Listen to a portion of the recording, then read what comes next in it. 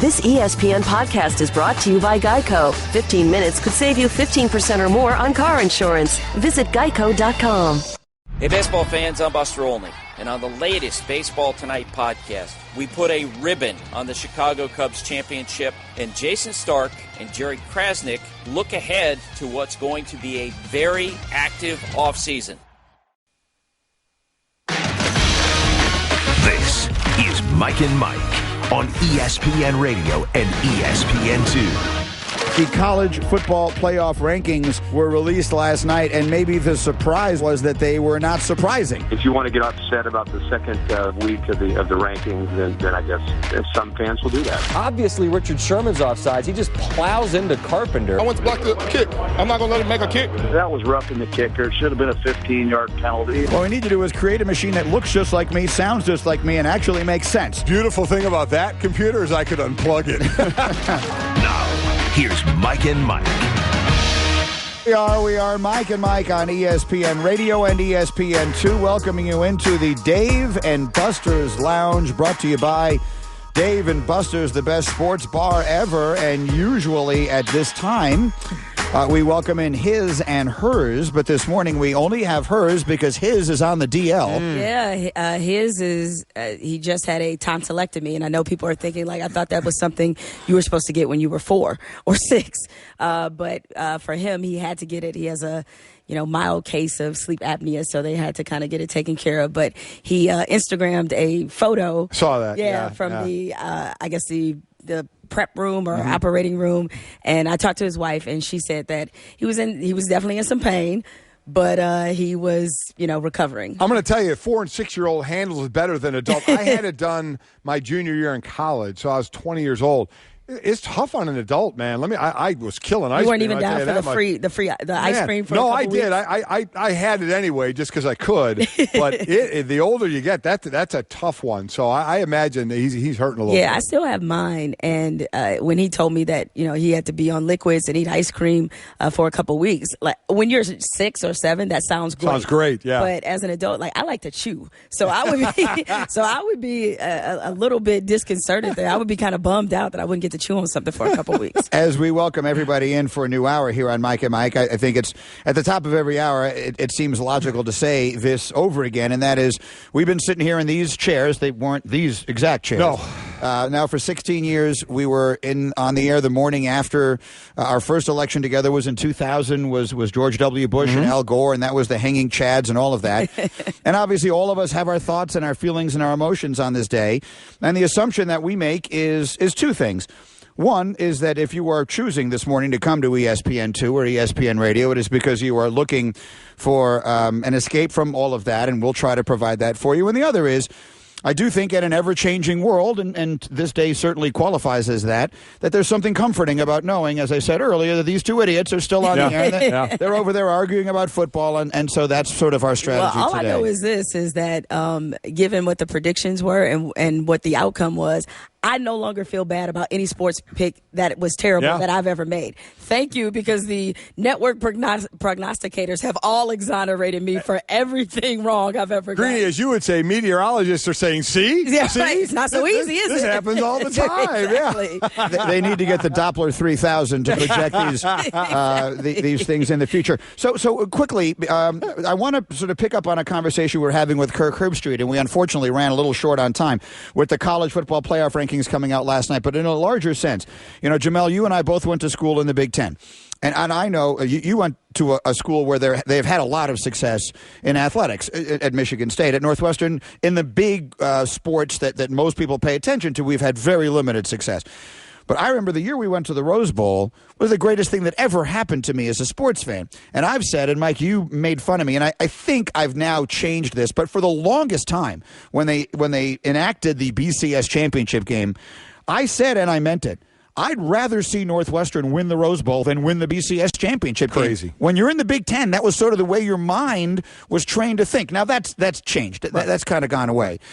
But now you got Herbie talking about how in the new system, there's basically 4 teams, and everyone else's season was a failure. You can go to the Rose Bowl and win it. You can go to the Sugar Bowl and win it.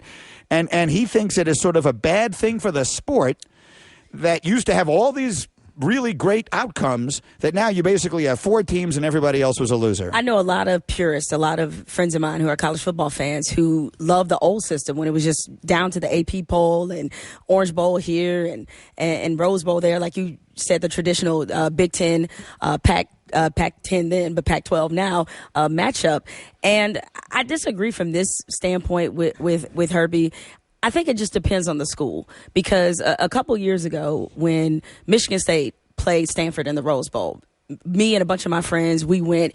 It meant everything to us. Michigan State hadn't been there since I think 87 or 88. Hopefully, I have that correct. Since the George Perlis era, essentially, and so it meant everything. And it was sort of a coming out party in terms of this new football era and regime that we were in. Now, if you're say Alabama or if you're another team that is used to being in this playoff, it may mean something different to you. So I think that's all just a matter of perspective. I agree. It used to be the bowls that names changed every year was a consolation bowl. Now, a Sugar Bowl, an Orange Bowl can be a consolation bowl. I get it, but who is used to it now?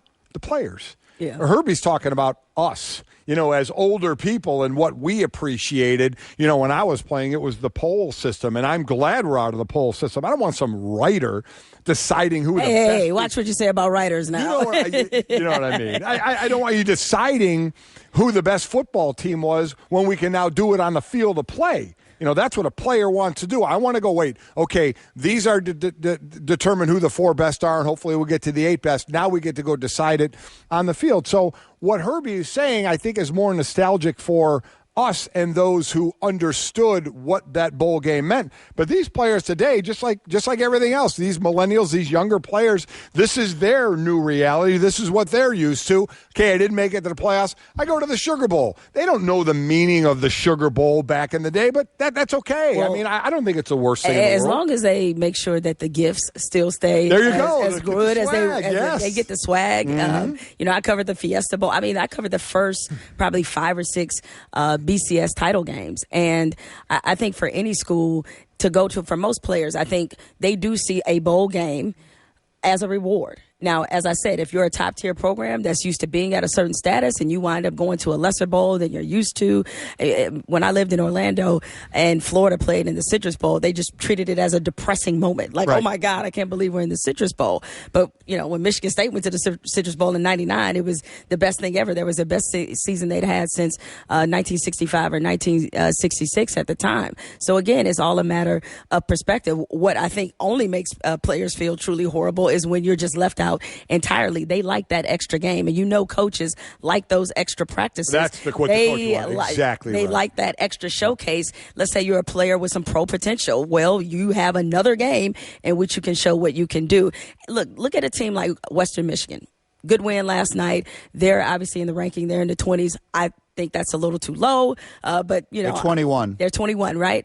Okay, you can't tell me if a team like that is able to somehow move up, if things work the way they work in another X amount of weeks, and they wind up getting in one of these bowls that's still a prestigious bowl, but outside of the playoff, that program is going to be hype. It is, and that's what they're playing for. The group of 5 they're Correct. playing for. They're one in front of Boise State, right now, who's sitting there at 8-1. But yeah, the top ranked of that group of 5 gets that big bowl game, and you're right, it's monstrous for their program. Huge for that program. I want to go back to what you said before. So you did not like a system, or don't like a system, where a bunch of writers who have no vested interest in the outcome get to choose the teams. No. But a system where there are 13 people, many of whom do have a vested interest in the outcome, get to choose the 4 teams. That works better for you. What have I said? I said I want the old BCS. I want the computers. That's what I want. I said I didn't like this. I don't like the humans doing this. No, I like the BCS system. Kick out my 4 teams. BCS system, kick out my 6, kick out my 8 teams. That's what I would like. I do, too. I'm all in favor. As I've said, okay, let me ask you this, because Golic brought it up to me. And what the heck? We can talk about whatever we want today. Sure we can. How do you feel, Jemele, about cars that drive themselves? So this is the big new thing that's coming. Tesla, right? Well, no. They do it, but no, not where you're sitting behind the wheel and you can do it. There are right now there are truckers that they're testing these 18-wheelers. Where the driver is actually getting up and going behind in the cab where they hang out, and that truck is just driving. You look in there, and there's nobody in the driver's seat. And that's the future. There are a lot of people anyway. I shouldn't say that the future like I know it. Yeah. What I'm told, what I've heard is that is going to be part of the future, is driverless cars. Golic does not like that idea. I love that idea. No, I don't like that idea at all. Look, Greedy, it starts today with Teslas. Okay, we have robots and automated things that do things for us. Next thing you know, we're being replaced. See, that's why you got to cut this off now. So when they have a little robot host on Mike and Mike, all right, when it's all fun and games till you're out of a job. Replaced, till you're out of a job. When they just have somebody here saying, "Take me to your leader," it's all fun and games then, right? So we got to cut this off. And how about when the computers start to think for themselves? How about when that happens? How about I saw that? War Games. I know that's an outdated reference to many of you young cats, but still, I saw War Games. No, man, and we got to cut this off I'm right with now. You. I'm with you. That I believe is a pre-Ferris Bueller Matthew Broderick. Yes, it is.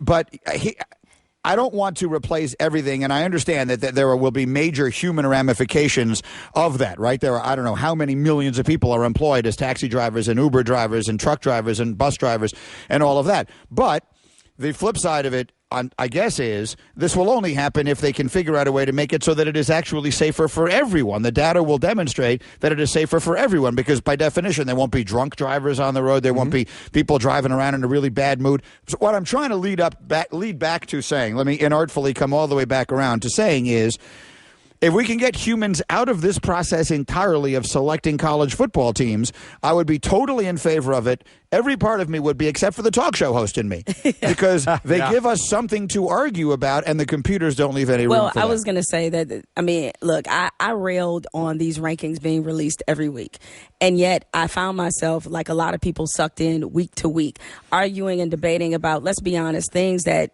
7-8 weeks from now aren't even going to be relevant and they won't matter. But that is what college football managed to do. I used to give the NFL all the credit in the world for this. They managed to be a story every day in the offseason for some kind of reason. And I think these rankings, that's what they accomplish. I believe in women's college basketball. They're going to start doing a weekly ranking release. Yes. Same concept. Give people something to fight about, give them something to argue about, and you drum up publicity for your sport, whether you want to or not. Mm-hmm. So that side of it I get, and that probably is a good idea. Okay, I want to move to something. I was told that you're interested in our conference, the Big Ten Conference, is going to start playing football games on Friday nights. Now, I hate this idea. You hate it? Oh, I'm sorry. I was idea. misinformed. You thought I liked it? Someone said in my ear she's hot on that topic. I guess I misinterpreted that. Okay, I'm sorry. Okay. I misinterpreted that. I thought that meant Jemele loves this idea. You don't love the idea. I don't love this idea, and I'm thinking about this in the context of the NFL. And yes, certainly with this election season, people have had all kind of theories about why NFL ratings are dropping. I think one of the problems with the NFL is that it is in many ways overexposed. Nobody likes the Thursday night games, all right? And I'm looking at this slate of Big Ten games that they announced on Friday. None of that blows me away. Those matchups are not sexy to me. It's like, so what? It's just another extra day of football. There was obviously Friday night college football games going on. I understand. I think it was Jim Harbaugh and maybe even Urban Meyer. They both talked about how in their minds, because they're not participating in this. No, they're not. That this is for high school football. But I don't want college football to lose that magic of being a build up to the week. See, it's one thing if, say, like Western Michigan, who I brought up, a program that doesn't often get a night to themselves, essentially. And I know, again, last night was the election, so they were up against something a little bit tough. It's one thing if you have a program like that on a Thursday or a Friday.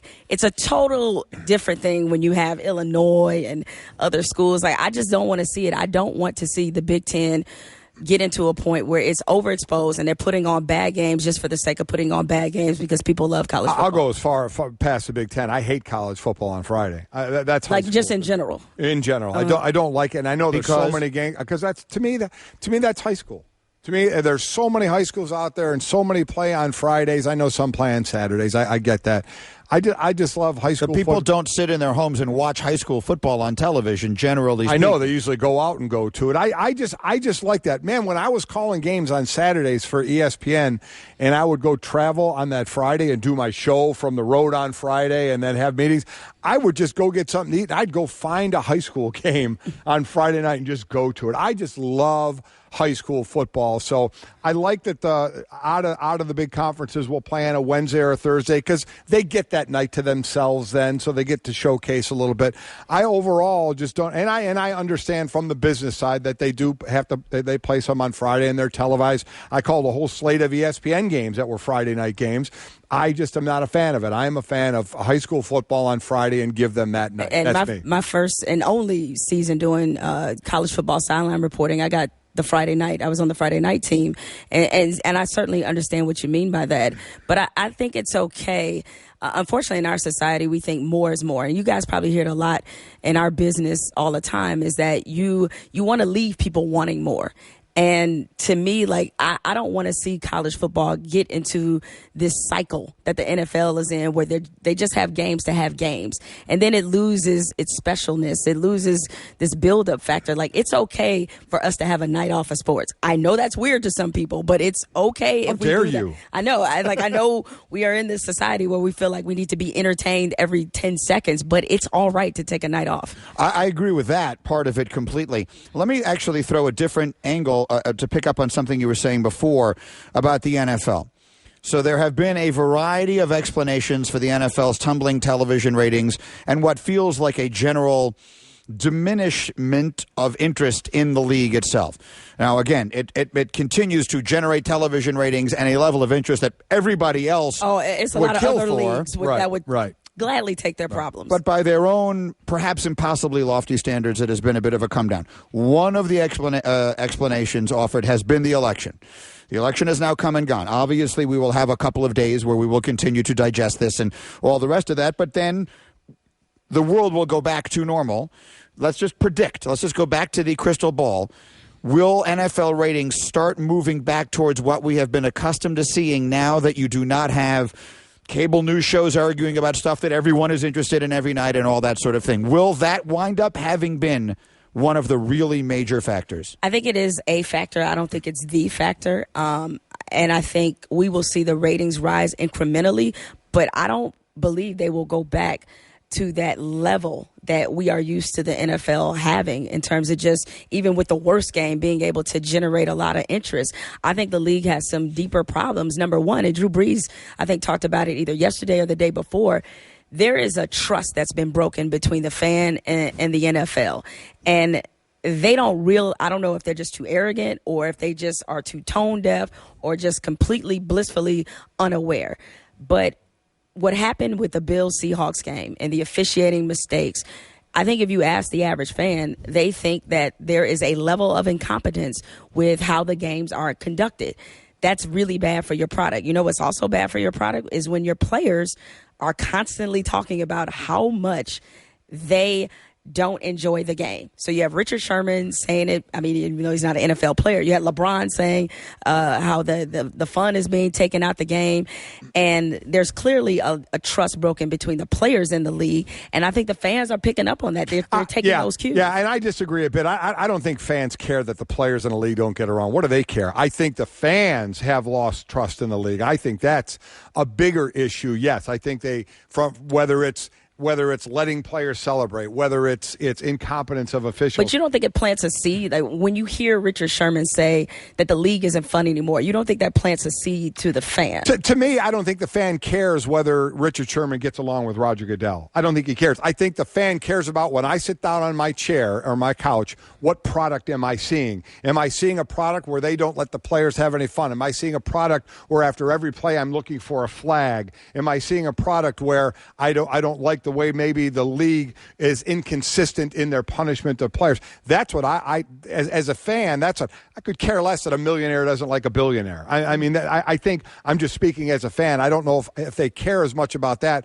or just, I'm with you. I think the league has been invincible for years, and now I think they have to start kind of listening to the fans a little bit and listening to what they're screaming about a bit, and for, I guess, lack of a better term, loosen the grip a little bit. Well, it's not just that. It's also technology. I think the fact that, these games are available at the rate in which they are. You got Red Zone. You have so many options, as it was long before this election. Remember the other discussion we were having maybe as recently as last season about how the in-home experience was way better than the experience when you go to the games. So they were already sort of competing with themselves in this kind of weird vortex. And now I think you couple that with the fact that they're losing some younger fans because of some stodgy attitudes and the technology and just the availability.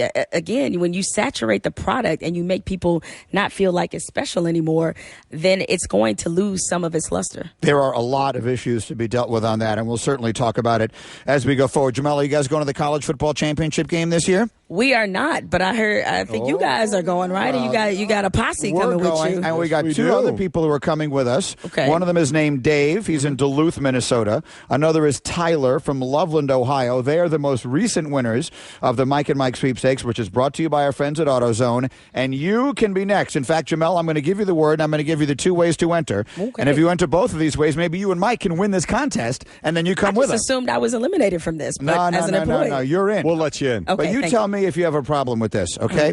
We told Brooksy, we want the word to be obvious. We want an obvious word that we can use for people to enter this contest so that it's easy to spell and that it's easy to... So today's word is obvious. Yeah. Because Brooksy is an idiot. Well, you said make it obvious, and maybe he took it literally. Yeah, he did. Yeah, but I was expecting that I was saying that to a functional person. Yeah. And obviously I've been proven wrong. So this morning's word is obvious. O-B-V-I-O-U-S. Are you worried they can't spell it? Yes, I'm very worried about that. Very, very worried. And I'm telling you right now, if you take that word off the screen and ask Golic to spell it, he'd get it wrong. It seems obvious, but... It's not obvious. But it's not. Do you transpose the O and the U? That's what you do. Well, to me, we had the whole I before E thing. Now we have the I-O before U, except after V. So, I mean, I'm all confused. Holy goodness. It's a whole other rule that Golic has just created. Yes, It was not in my Warrener's textbook back when I was in 10th grade English. One way or another, the word is obvious, and all kidding aside, these are the two ways you can enter. Do both so you can double your chances of winning this fabulous trip with us to the college football title game. And this is the important thing, because if you enter any other way but these two ways, you will not be officially entered. So please... text the word obvious to 777-000 or enter online at mikesroadtothecfp.com. Again, you text the word to 777-000 or enter online at mikesroadtothecfp.com. That's it. Enter today both ways, and you could be on your way with us. Jemele, thank you so much. Thanks, Who's his on hers today? Oh, I have two hises. I have Howard Bryant and Reese. And Reese Waters is going to do that. Yeah. You fill in the slot of Michael, huh? It takes a lot to fill the shoes of Michael Smith. And if he's listening, I hope you get well. Yeah, and enjoy the ice cream.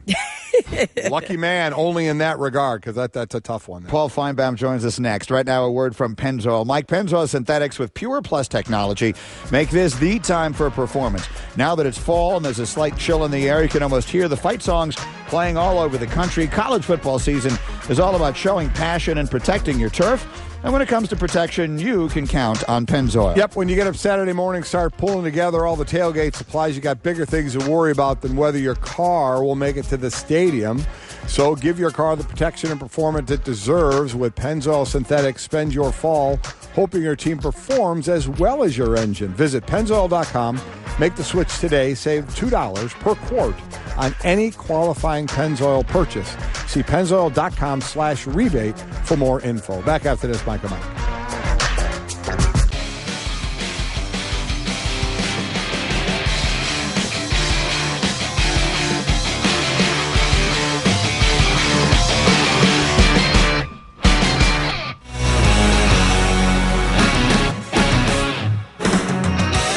Mike and Mike, our check of SportsCenter headlines begin with the college football playoff ranking. The top three teams remain the same: Alabama, Clemson, and Michigan. Washington goes into the 4 spot. Does Paul Finebaum think they got it right? We'll ask him right after this SportsCenter. The defending champion Cleveland Cavaliers have lost their first game of the season. Mike, they lose to Atlanta 110-106. And among the things that happened from a sports perspective on Election Day, the San Diego Chargers Stadium Ballot Initiative failed. which opens the door for the Chargers to again pursue a move to Los Angeles. And Mike and I were talking earlier this morning about exactly how will they gauge what is a success for football in Los Angeles, and do they need two teams? It's an interesting question. SportsCenter with Mike and Mike, brought to you by 1-800-FLOWERS. All right, guys, you're spending too much time with football, watching the games in your man cave, listening to Paul Finebaum, who knows. Surprise her with 1-800-Flowers.com bouquet. Order 20, or keep getting the number wrong, and it's sitting right in front of me. 36 stunning autumn roses for just $36. 36 for $36. Go to 1-800-Flowers.com. Click on the radio icon. Enter the code Mike. This offer does end Friday. We are Mike and Mike. We're presented by Progressive Insurance. Really looking forward. Top of the hour, we'll have Craig Sager on the phone. Craig, who I'm sure any sports fan is aware, has been battling cancer for a long time and maintaining an extraordinarily enthusiastic spirit through his battle. Yes. Yep. So admirable and such a good guy.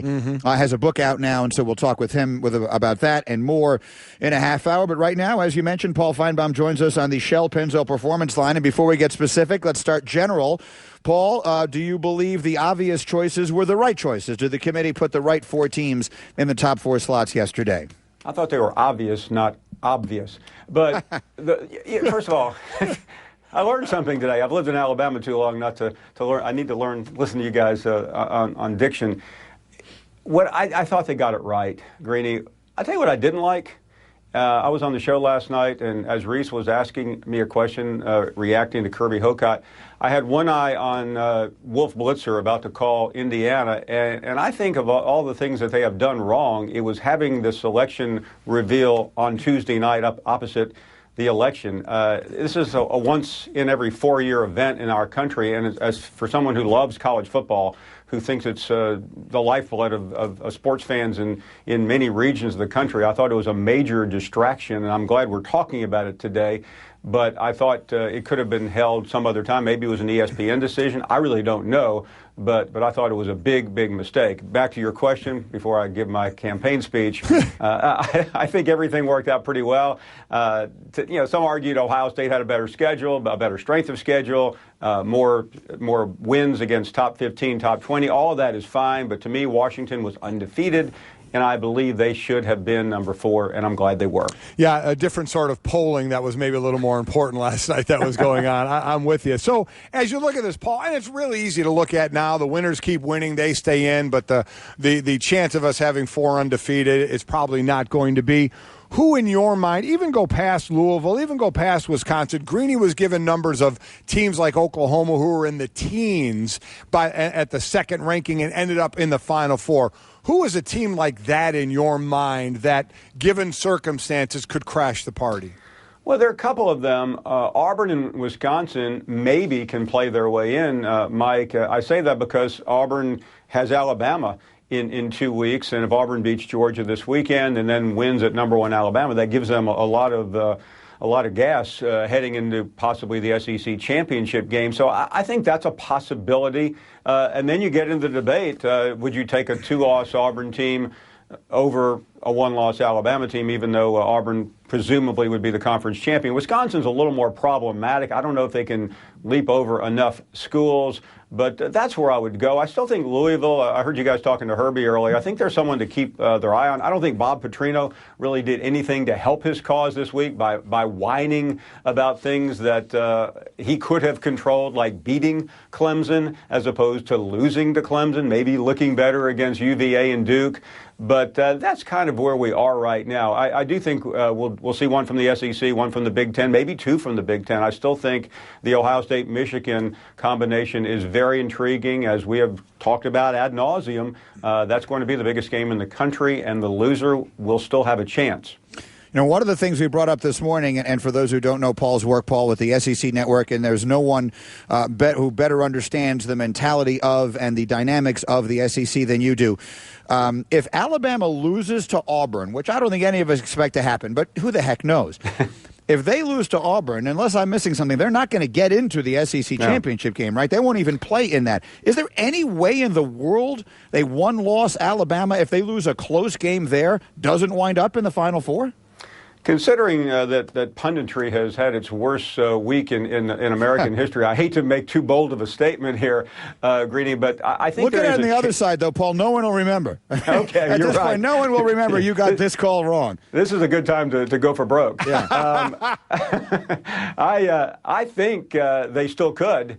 And I know that sounds crazy, and I hate to bring up history that precedents because one thing doesn't necessarily equate the other, but it's worth remembering. 2011, I know Les Miles doesn't want to hear this, but Alabama didn't win its own division and played for the national championship and won in that famous rematch with LSU. I think it's more unlikely because of this committee, but Alabama, if it loses a last-second field, let's say we have another kick six, something unbelievable, right? And they lose on a play like that. Is that less than Ohio State losing on a blocked field goal at Penn State 6 weeks earlier? I mean, you have to take a hard look at that. Here's the thing, and I'm not even making an argument one way or the other. All this stuff has to get played out. But if the committee's job is to put the 4 best teams in, and if anyone you ask right now, Mike, I'll ask you, if anyone you ask says, well, Alabama is the best team, right? If you don't have 4 unbeatens, I have it almost impossible to imagine that if there is a one-loss team that gets in, it isn't going to be them. Yeah, listen, I understand that, but we know, Paul, how it works. Lose early is way better than losing late. You know, that's one of the last things a committee member, a human being, sees is you losing late, and that sometimes can be your downfall. Well, there's one other possibility here, just to make this confusing. Auburn could then go to the SEC championship against a 3-loss Tennessee or maybe a 3-loss Florida team, and should it lose, then it opens the door back for Alabama. So, I mean, there are a lot of possibilities. There's many paths to 270. Oh, actually, I'm sorry, I'm on the wrong channel now. Well done. Hey, let me... You know, I break it down and look at it. I loved the Alabama-LSU game. You know, there was a lot of talk about should we love a game like that, but we hate a 55-50 game in the Big 12. We talked about that. Sure. I loved it. I certainly break down those defenses, especially Alabama's defense. But just being involved in the SEC so long that you've been, Paul, just the talk of just how good this, in great teams that Nick Saban has had, just how maybe even above even better this defense is than some of the great teams and other defenses they've had. Yeah, I go back 5 or 6 years and didn't think I would ever see a better defense than that 1 in 11 and 12, Mike. And you know, you just look at the NFL rosters today and you see players from that team all over the place. Alabama lost a 9-6 game in overtime to LSU in that famous 2011 season. This defense, to me, is better. They're leaner. They're faster. Reuben Foster, the linebacker on Alabama, may be the best player on the team, and his name is not immediately recognizable to some people who don't follow sports, college football that closely. I mean, they shut down Leonard Fournette, who many said on Friday was the best player in college football 2 consecutive years, 31 yards last year, 35 yards this year. And think about this from a defensive standpoint, Mike. In the fourth quarter, when the game was on the line, when the season was on the line, Alabama's time of possession was 13 minutes and 25 seconds. And that's with an offense that many of our friends and colleagues are criticizing and saying the SEC is not putting on a very good look. 2 of the best games I've ever seen in this league was the game in 2011, which was 9-6, and this game, which was 10-0. I don't know. I'd much rather watch that than what we saw a couple of weeks ago with Oklahoma. I think it was Texas Tech. It was 62-55 or whatever. It looked like a flag football game. Yeah, I mean, a lot of people were sort of going that way, but Danny Cannell is sort of the lone voice of opposition. He's Paul Finebaum every Wednesday with us here now going forward on Mike and Mike. Thank you, Paul. Thanks, Paul. Thank you, guys. Appreciate it. We are Mike and Mike, presented by Progressive Insurance. Paul was on the Shell Pennzoil Performance line, and he was brought to us by Goodyear. Tires as hardworking as college football's most blimp-worthy athletes. Goodyear, official sponsor of the college football playoff. There's a great note I just saw that about Bama's defense. They're as good as they are, and they had 4 defensive players drafted in the first 2 rounds of the draft last year. And, I mean, they're just incredible. Saban has built something that we've never seen before. Yeah. When you consider how hard it is to do what they're doing now, relative, in my opinion, and I don't even think it's an opinion, it's just a factual statement when you look at things, relative to any other period in college football history, I think what he's doing is unprecedentedly great. That said, if he loses a game, what's going to wind up happening? We'll continue to discuss it as we continue on Mike and Mike after this word from LegalZoom. Did you accomplish everything you set out to do this year? LegalZoom reminds us there's still time. Yep. Say you'd finally like to start that dream business, but you're unsure whether to incorporate or form an LLC. Maybe you have a great idea for an invention, but no idea how to protect it. LegalZoom's network of independent attorneys available in 48 states can help without billing by the hour, since LegalZoom isn't a law firm. Take control of your future right now at LegalZoom.com. Special savings, you're going to enter Mike at checkout. LegalZoom.com. Back after this, Mike and Mike. Ferguson, the right people, the right products, right around the corner. Visit Ferguson.com today.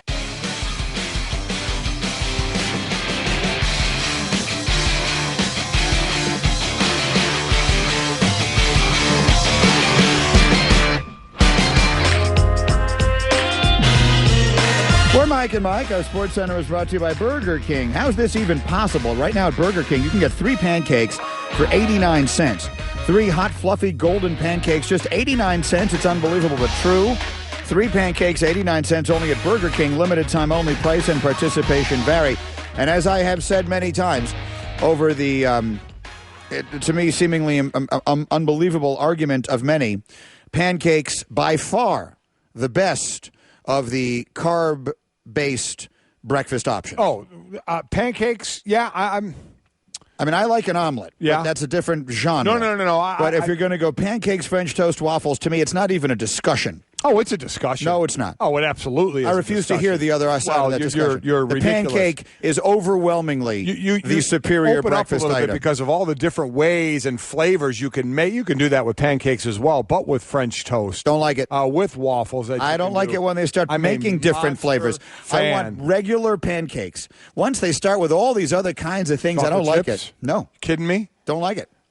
Give me just nice, fluffy, regular pancakes with a little basic maple syrup. I'll make you some. The real kind. I'm not eating food you make. No, I make great pancakes. I'm sure you do. Would you deny that I do? You don't think that I could make great food? I eat it. I can cook it. I can make you some serious pancakes. I'm sure you could, but I'm not interested in eating them if you made them. But that's a whole other. That's now not. It's taking it away from the pancake, and it's taking it more into the my concerns about some of your hygienic practices. But that's a different conversation for a different day. Okay, so I want to dive into this Alabama question, and let's make this Straight Talk. It's brought to you by Straight Talk Wireless because Hembo just sent me a great note. Best phones, best networks, half the cost. You just brought up the notion of getting in. And when you lose, mattering. Mm-hmm. Alabama, I just brought up the possibility. If Alabama loses to Auburn, which will be the last week of the regular season, the rivalry weekend, and they wind up with 1 loss, there's almost no scenario at that point. Let me rephrase that. There is no scenario at that point where you will have 4 unbeaten conference champions. Right. None. There's no scenario where it could happen. Mm-hmm. So is there any way in the world Alabama gets left out? Well, if history is our guide, the answer is yes. The latest that a team has reached the college football playoff losing, meaning the latest loss any of those teams had, was Michigan State last year at Nebraska, November 7th. That was Week 10. Week 10 was the week that just happened. Right. So what history tells us is that no team that loses from now forward gets in. Wouldn't Alabama buck that trend, Mike? If that's Alabama's only loss, now I grant you, if it's 35-5, we'll have a different discussion.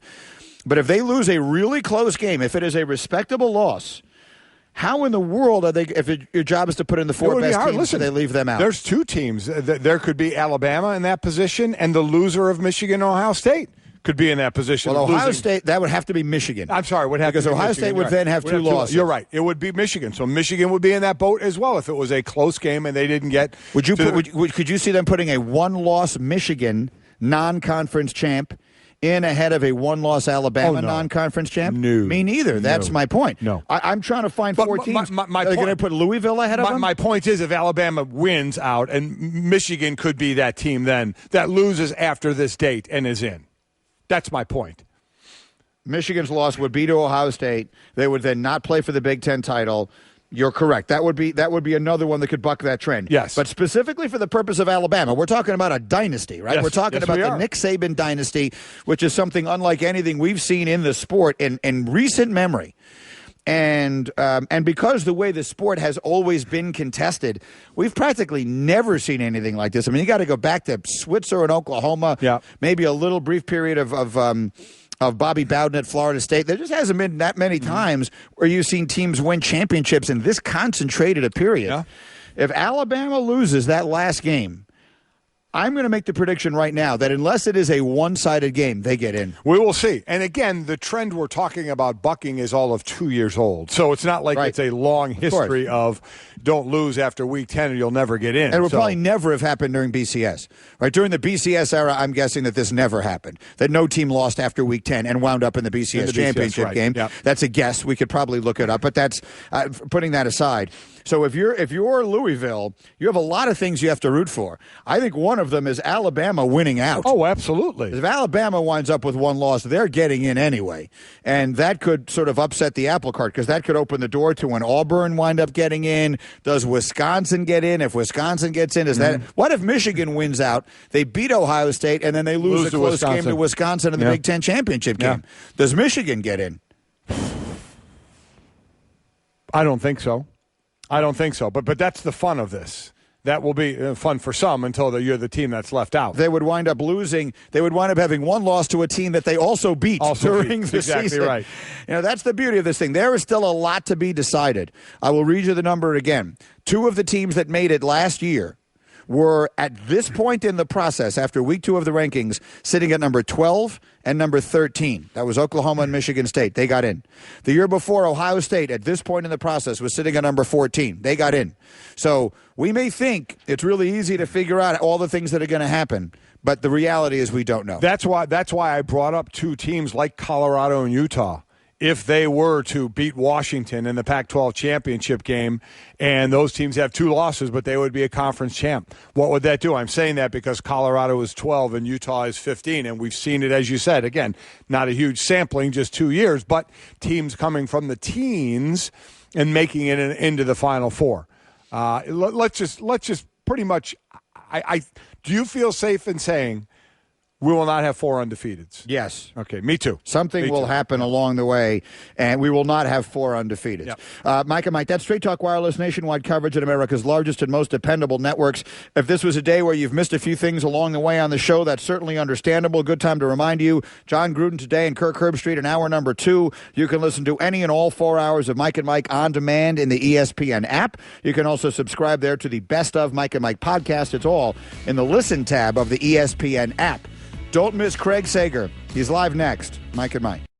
Now with your American Express card, it's 2 times as splendid to shop small at local stores because today is 2 Day and you could earn 2 times your rewards. So now those Main Street beats and corner treats are 2 times as cool and 2 times as sweet.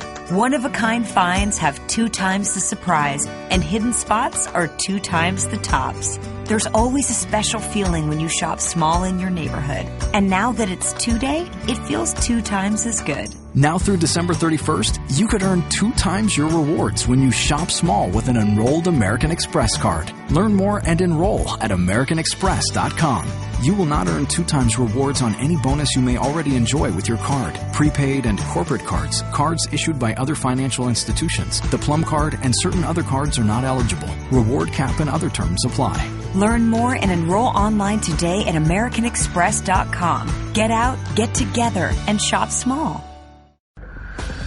I'm Andy Katz from ESPN, along with my co-host Seth Greenberg. On Courtside with Katz and Coach G, we'll be joined by Arizona head coach Sean Miller and Indiana head coach Tom Crean in advance of the Armed Forces Classic in Honolulu. Red-hot USC heads to Seattle to face 5th-ranked Washington. 72 yards, the big play strike. Coverage begins Saturday at 7 Eastern on ESPN Radio and the ESPN app.